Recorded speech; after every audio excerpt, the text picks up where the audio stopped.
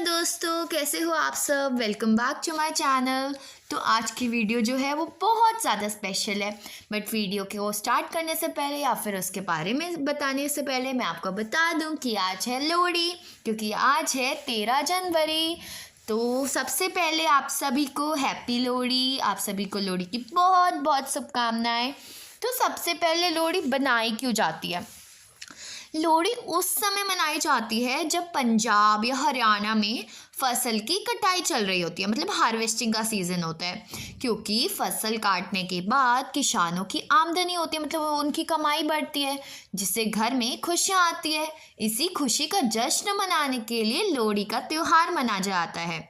लोहड़ी के दिन लोग आग जलाकर उसमें गुड़, गज्जक, तिल सारी चीज़ें डालते हैं। इसके अलावा इस दौरान लोहड़ी से जुड़ी कई कहानियाँ हैं, उनमें से एक मैं आपको आज सुनाने वाली हूँ।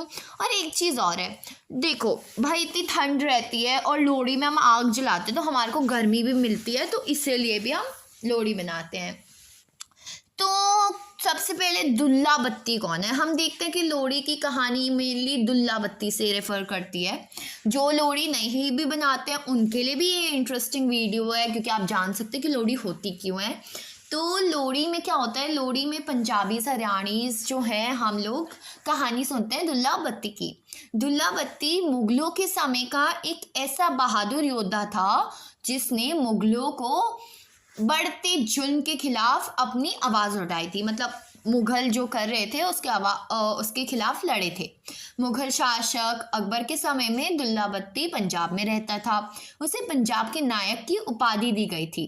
कहा जाता है कि दुल्ला बत्ती एक ऐसा लुटेरा था जो न केवल धनी लोगों को लूटता था, बल्कि वह उन गरीब लड़कियों को भी बचाता था जो बाजार में बलपूर्वक बेची जाती थी। इसलिए लोग उसे पंजाब का रॉबिन हुड कहते थे।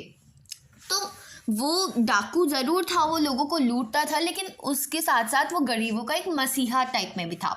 तो चलो अब हम शुरू करते हैं हमारी लोहड़ी की कहानी, पंजाब की लोक कथा। तो लोहड़ी का संबंध सुंदरी नामक एक कन्या तथा दुल्ला बत्ती नामक एक योद्धा से जुड़ा है। इस संबंध में प्रचलित ऐतिहासिक कथा के अनुसार गंजीबीड़, जो गंजीबाड़ क्षेत्र था, उसमें एक ब्राह्मण रहता था जिसकी सुंदरी नामक एक कन्या थी, जो अपने नाम की भांति बहुत सुंदर थी। वह इतनी रूपवान थी कि उसके रूप, यौवन व सौंदर्य की चर्चा गली गली में होने लगी थी। धीरे धीरे उसकी सुंदरता के चर्चे उड़ते उड़ते गंजीबार के राजा तक पहुँचे। राजा उसकी सुंदरता का बखान सुनकर सुंदरी पर मोहित हो गए और उसने सुंदरी को अपने हरम की शोभा बनाने का निश्चय किया। गांजीवार के राजा ने सुंदरी के पिता को संदेश भेजा कि वह अपनी बेटी को उसके हरम में भेज दे। उसके बदले में वो बहुत सारी धन दौलत उसके बाप को देंगे। उसने उस ब्राह्मण को अपनी बेटी को इसके हरम में भेजने के लिए तरह तरह के प्रलोभन दिए, मतलब गिफ्ट्स दिए। राजा का संदेश मिलने पर बेचारा ब्राह्मण घबरा गया। वह अपनी लाडली बेटी को उसके हरम में नहीं बेचना चाहता था। जब उसे कुछ नहीं सूझा तो उसे जंगल में रहने वाले राजपूत योद्धा दुल्ला भट्टी का ख्याल आया, जो एक कुख्यात डाकू बन चुका था, लेकिन गरीबों व शोषितों की मदद करने के कारण लोगों के दिल में उसके प्रति अपार श्रद्धा थी। ब्राह्मण उसी रात दुल्ला भट्टी के पास पहुंचा और उसके विस्तार में कहानी बता दी। दुल्ला भट्टी ने ब्राह्मण की व्यथा सुने और उसकी सांत्वना दी, मतलब सुनी कहानी और उसे सांत्वना दी, और रात को खुद एक सुयोग्य ब्राह्मण लड़के की खोज में निकल पड़ा। दुल्ला भट्टी ने उसी रात एक योग्य ब्राह्मण लड़की को तलाश कर सुंदरी को उससे ब्याह दिया, मतलब उससे शादी कर ली, अग्नि को साक्षी मानकर, और उसका कन्यादान भी कर दिया। लेकिन उस समय कन्यादान में कुछ था नहीं, पैसे नहीं थे, तो उस समय मतलब पेरेंट्स के पास भी कम थे। और दुल्ला भट्टी ने क्या किया, दुल्ला भट्टी क्योंकि शादी करवा रहा था, तो उस समय दुल्ला भट्टी के पास बेटी सुंदरी को देने के लिए कुछ भी नहीं था। अतः उसने तिल व शक्कर देकर ही ब्राह्मण युवक के हाथ में सुंदरी का हाथ थमाकर सुंदरी को उसके ससुराल विदा कर दिया। गंजीबार के राजा को जब इस बात की सूचना मिली तो वह आग बबूला हो उठा। उसने उसी समय अपनी सेना को गंजीबार इलाके पर हमला करने के लिए दुल्ला भट्टी का खात्मा करने का आदेश दिया।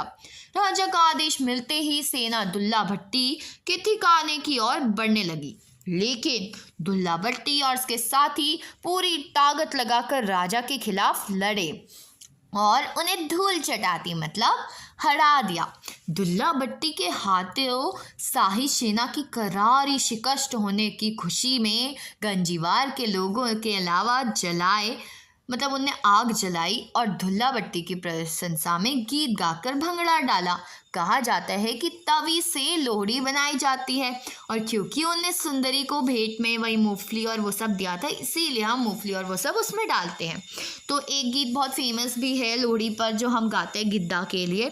सुंदर मुंडेरी हो तेरा कौन विचारा हो, दुल्ला भट्टी वाला हो दुल्ले भी ब्याई हो, शेर शक्कर पाई हो कुड़ी मामे आए हो, मामे चूड़ी कट्टी हो चम्मी दारा लट्टी हो, कड़ी दलाल दुपट्टा हो दुल्ले भी ब्याई हो, दुल्ला भट्टी वाला हो दुल्ला भट्टी वाला हो। इसीलिए ये गाना गाया जाता है। अगर आपको ये वीडियो अच्छी लगी और आपको भी लोहड़ी बनाते हो आप लोग तो जल्दी से कमेंट में लिखो कि हैप्पी लोहड़ी। और वीडियो अच्छी लगी तो वीडियो को लाइक करो और चैनल को सब्सक्राइब करो। हैप्पी लोहड़ी अगेन, शुभकामनाएं लोहड़ी की बहुत ज़्यादा।